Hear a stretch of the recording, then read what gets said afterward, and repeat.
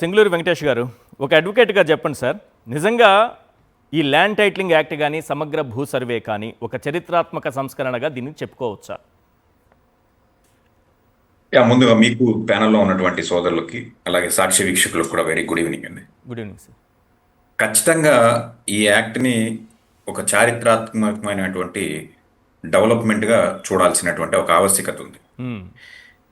ఈ యాక్ట్ని ఇంప్లిమెంట్ చేసే క్రమంలో ఏదైతే జగన్మోహన్ రెడ్డి గారు ప్రపోజ్ చేసినటువంటి ల్యాండ్ మ్యాపింగ్ కానివ్వండి, అలాగే మ్యూటేషన్ కానివ్వండి, సబ్ డివిజన్ కానివ్వండి, ఈ 22A ఇలాంటి ప్రాబ్లమ్స్ ఏవైతే ఉన్నాయో వీటన్నిటిని కూడా చెక్ పెడుతూ గ్రామ స్థాయిలో రిజిస్ట్రేషన్ వ్యవస్థను తీసుకొచ్చేసారు ఆయన.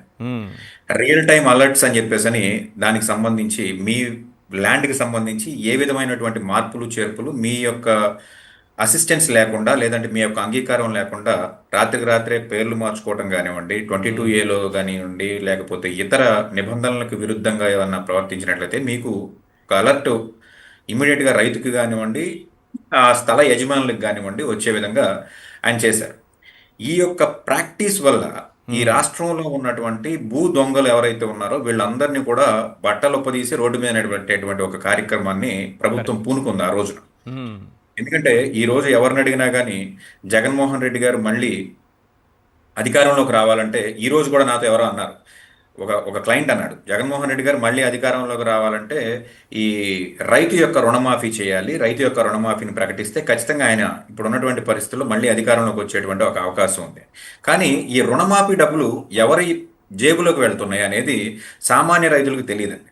కొన్ని వందల ఎకరాలు బినామీలుగా ఉన్నటువంటి వాళ్ళ వ్యక్తులుగా ఎవరైతే ఉన్నారో, లేదా ఈ రుణమాఫీ కార్యక్రమంలో ఈ రుణమాఫీ చేసే కార్యక్రమంలో ఎక్కడైతే ఈ బ్యాంకుల్లో పాస్ పుస్తకాలు ఉన్నాయి కానీ ఫిజికల్గా ల్యాండ్ లేదు. ఇలా ఇది మెయిన్ జగన్మోహన్ రెడ్డి గారు ఈ యాక్ట్ తీసుకురావడానికి కానివ్వండి, లేదా రిజర్వ్ బ్యాంకు నుంచి కానివ్వండి, కేంద్ర ప్రభుత్వం నుంచి కానివ్వండి, జగన్మోహన్ రెడ్డి గారి ద్వారా ఈ పనిని పూనుకోవడానికి చేసినటువంటి ఈ కార్యక్రమం ఏంటంటే ప్రతిసారి రైతుకు రుణమాఫీ చేస్తున్నాం.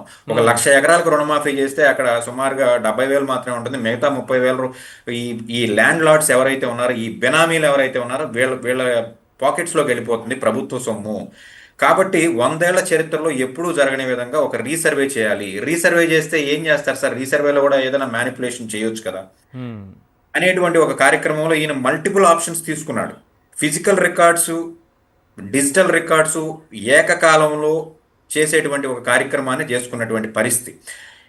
ఆయన ఖచ్చితమైనటువంటి సర్వే కావాలి, వీళ్ళకి జియో ట్యాగింగ్ కావాలి, ఒక యూనిక్ ఐడెంటిటీ నెంబర్ కూడా. అంటే ఇప్పుడు నాకు ఎలాగా మీకు ఎలాగా ఒక ఆధార్ నెంబర్ అనేది మనకు ఈ దేశంలో ఒక ఆధార్ నెంబర్ మళ్ళీ డూప్లికేట్ ఆధార్ నెంబర్ లేకుండా చేశారు.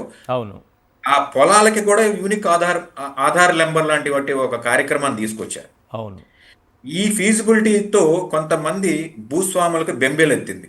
ఇది ఏ సామాజిక వర్గమో లేకపోతే ఏ పార్టీలలో ఉన్న వాళ్ళు అడ్డుకున్నారో అందరికీ తెలుసు. కాబట్టి ఈ భూ సర్వే ఏదైతే ఉందో ఈ భూ సర్వే జగన్మోహన్ రెడ్డి యొక్క వ్యక్తిగత ప్రతిష్ట కోసం చేసుకుంటున్నాడనో, లేకపోతే ఆ ఫోటోలు మీ పొలాల మీద ఆయన ఫోటోలు అని చెప్పేసి ఇటువంటి చిల్లర కార్యక్రమాలు చేసి ఒక మంచి కార్యక్రమాన్ని తప్పుదోవ పట్టించడానికి ప్రయత్నం చేశారు. సో చంద్రబాబు నాయుడు గారు చేసిన ఒక విష ప్రచారం వల్ల బాగుపడేది ఎవరయ్యా అంటే భూబకాసురులు.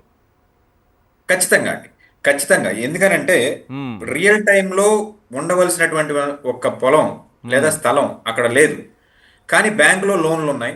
అవును, రుణమాఫీ చేస్తున్నాం. ఈ రుణమాఫీలో అక్కడ ఉన్నటువంటి క్లస్టర్ హెడ్లు కానివ్వండి వీళ్ళందరూ కూడా వాళ్ళ పాస్బుక్ చూసే డబ్బులు ఇస్తారు తప్ప ఫిజికల్ గా వెరిఫికేషన్ అనేది చాలా తక్కువ సందర్భాల్లో జరుగుతుంది. ఒకసారి కానీ ప్రభుత్వంలో ఉన్నటువంటి ఒక అధికారాన్ని ఉపయోగించుకుని మనం ఒకసారి లోన్ తీసుకొస్తే మళ్ళీ దాన్ని ఎప్పటికప్పుడు రెన్యువల్సే జరుగుతాయి, కానీ మళ్ళీ ఎప్పుడు కూడా ఫిజికల్ సర్వే చాలా వెరీ రేర్ టు రేరెస్ట్ కేసులో జరుగుతుంది. కాబట్టి ఈ దొంగలందరినీ బయటకు తీసుకొచ్చేటువంటి ఒక కార్యక్రమాన్ని జగన్మోహన్ రెడ్డి గారు పూనుకున్నాడు. కాబట్టి వీళ్ళందరి యొక్క ప్రోత్సాహంతో ఆ యాక్ట్ ఏదైతే ఉందో ఈ యాక్ట్లో ఏదైతే మీరు చెప్తున్నటువంటి మీడియా సంస్థలు కానివ్వండి, ఆనాటి ప్రతిపక్ష పార్టీలు కానివ్వండి, వీళ్ళతో పాటుగా మా న్యాయవాదులను కూడా బాగా ప్రోత్సహించారు.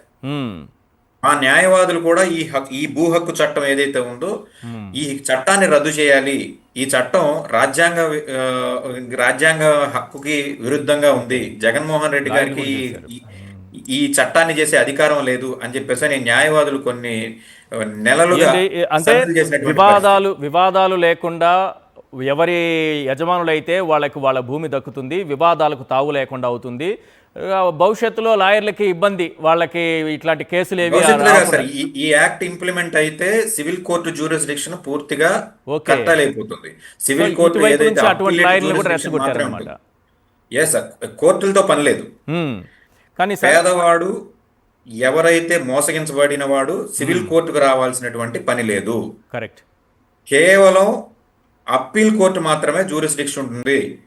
మీకు మీ గ్రామంలో లేదా మీ మండలంలో మీ జిల్లాలో ఉన్నటువంటి ఒక సమగ్రంగా ఒక అధికారి నిర్మిస్తాం. ఆ అధికారే దీనికి ఫైనలైజేషన్ చేస్తాడు, అతనే రీసర్వే చేస్తాడు, అతని దగ్గరే మీరు అన్ని కూడా కార్యక్రమాలన్నీ కూడా చేసుకోవాలని చెప్పేసి అని ఏదైతే ఈ చట్టంలో చెప్పారో ఇదంతా న్యాయవాదుల్ని బగ్గుమనిపించేలా చేసింది. ఎస్. అయితే దీనిలో కూడా కొన్ని అడ్వాంటేజెస్ ఉన్నాయి. కానీ ఈ విషయాన్ని లాయర్స్ కి చెప్పడంలో లీగల్ సెల్ కానివ్వండి లేదా ఆనాటి ప్రభుత్వం కానివ్వండి కరెక్ట్. కొంత వెనుకబడిన మాట వాస్తవం. అవును. ఎప్పుడో చివరిలో కొంత దీని మీద అవగాహన కార్యక్రమాలు మొదలు పెట్టారు. కానీ జగన్మోహన్ రెడ్డి గారు ఆయన ఏం చేస్తున్నాడు అనేది ఈ రోజు పెట్టిన ప్రెస్ మీట్ ఆ రోజు పెట్టినట్లు అయినట్టయితే ఖచ్చితంగా ఈ రాష్ట్రంలో ఉన్నటువంటి 80% మంది రైతులు జగన్మోహన్ రెడ్డి గారి వెనకాల నిలబడేవారు. Correct sir. అయితే నవరత్నాల లోగో ఒకటి ఈ పాస్ పుస్తకం పైన వేయడం వల్ల దాన్ని జగన్మోహన్ రెడ్డి గారికే ఈ భూమి వెళ్ళిపోతుంది, ఆయన దీన్ని లాగేసుకుంటాడు, మీ భూమి మీకు కాకుండా పోతుంది, దీన్ని తాకట్టు పెట్టేసుకుంటారు, దాన్ని డబ్బులు తెచ్చేసుకుంటారు, ఈ రకమైన ప్రచారం జరిగింది. నిజానికి ఆ లోగో అక్కడ ఉండటం వల్ల అలాంటివి జరిగేటటువంటి అవకాశం ఉంటుందా? సార్ అనేక మీడియా డిబేట్లో చెప్తాం జరిగింది ఇదే విషయాన్ని గురించి. ఇప్పుడు సంక్రాంతిని నజరానాలు ఇస్తున్నారు, ఎవరి పేరు ఇస్తున్నారు సార్? చంద్రన్న కానుక అంటున్నారు. మరి చంద్రబాబు నాయుడు గారి సొంత డబ్బులు ఏమి ఇవ్వట్లేదు కదా. ఆ సంచుల మీద చంద్రబాబు నాయుడు గారి పేరు ఉంటుంది, ఫోటో ఉంటుంది. ఎందుకంటే ఒక ముఖ్యమంత్రిగా ఆయనకి ఇచ్చేటువంటి గౌరవం ఉండే, లేదంటే ప్రభుత్వం ఇచ్చే ప్రోత్సాహం కాబట్టి as a head of the government ఆయన ఫోటో వేసుకుంటారు అనేది ఇది కొంతకాలం నుంచి వస్తున్నటువంటి ఒక సాంప్రదాయం. ఇంతకు ముందు లేదు, కానీ ఎక్కడి నుంచి వచ్చిందో అందరికీ తెలుసు. కాబట్టి ఏదో head of the government head గా జగన్మోహన్ రెడ్డి ప్రభుత్వంలో ఉన్నారు కాబట్టి జగన్మోహన్ రెడ్డి గారి ఫోటో వేస్తారా, లేకపోతే నవరత్నాల ఫోటోనా? ఇక్కడ మనం చూడాల్సింది అటువంటి ఫోటోలు కాదు సార్, ఏదైతే ట్యాంపర్ ప్రూఫ్ రికార్డ్ ఇస్తుంది. మరొక చక్కని అవకాశం ఏంటంటే సార్, ఏదైతే ఈ రీసర్వే జరిగిందో దీనికి ప్రభుత్వమే హలో ఎస్ సార్, క్లియర్ వినపడుతుందా సార్? వినిపిస్తుంది. ప్రభుత్వమే హామీ ఇస్తుందండి. మీరు భూమి కొనుక్కున్న భూమి మీరు ఎవరికైనా లీజ్కి ఇచ్చినా, లేకపోతే ఈ భూమి మీద ఏదన్నా అగ్రిమెంట్లు కానీ జరిగినా, రిజిస్ట్రేషన్స్ జరిగినా, ఏదైనా దీనిలో బగ్ ఉంది, మళ్ళీ మేము కోర్టుకు వెళ్లాల్సిన పరిస్థితి ఉంది అని అంటే ప్రభుత్వం హామీ ఇస్తుంది, ప్రభుత్వం ఆ డబ్బు తిరిగిస్తుంది అని చెప్పేసి అని ఇచ్చేంత భరోసాగా ఈ యజ్ఞాన్ని ఆయన మొదలు పెట్టాడు. కాకపోతే ఈ ఫ్రూట్స్ ఆగిపోతాయి అని చెప్పేసి అని అందరూ అనుకున్నారు, కానీ ఇది దీని వెనకాల సెంట్రల్ గవర్నమెంట్ కూడా ఉంది. ఈ రోజు ఆ రోజు చెప్పని నోళ్లు ఈ రోజు చెప్తున్నాయి, బీజేపీ నోళ్లు. ఇది కేంద్రం ప్రపోజ్ చేసినటువంటిది, ఇది రిజర్వ్ బ్యాంక్ ప్రపోజ్ చేసినటువంటిది. ఎందుకంటే మనం అందరం వెళ్ళి రిజర్వ్ బ్యాంక్ దగ్గరే డబ్బులు అప్పు తెచ్చుకోవాలి.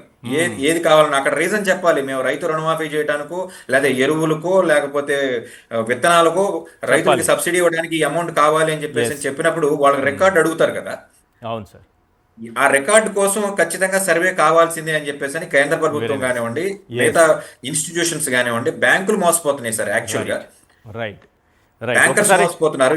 వీటన్నిటికీ చెక్ పెట్టే విధంగా ఆనాడు కేంద్ర ప్రభుత్వం ప్రపోజ్ చేసినటువంటి ఒక సర్వేని జగన్మోహన్ రెడ్డి గారు బలవంతంగా ఇంప్లిమెంట్ చేశాడు అని చెప్పేసి అని ఒక ఈ సర్వే మీద విషం కక్కారు కానివ్వండి. ఈ సర్వే కానీ జరిగినట్లయితే ఈ రాష్ట్ర ప్రభుత్వంలో ఉన్నటువంటి భూ బకాసురులు ఎవరున్నారో, లేకపోతే చట్ట ప్రకారం ఎవరికి ఎంత భూమి ఉండాలో, ఏ భూమి ఎక్కడ ఉందో క్షణాల మీద తెలిసేటువంటి పరిస్థితి.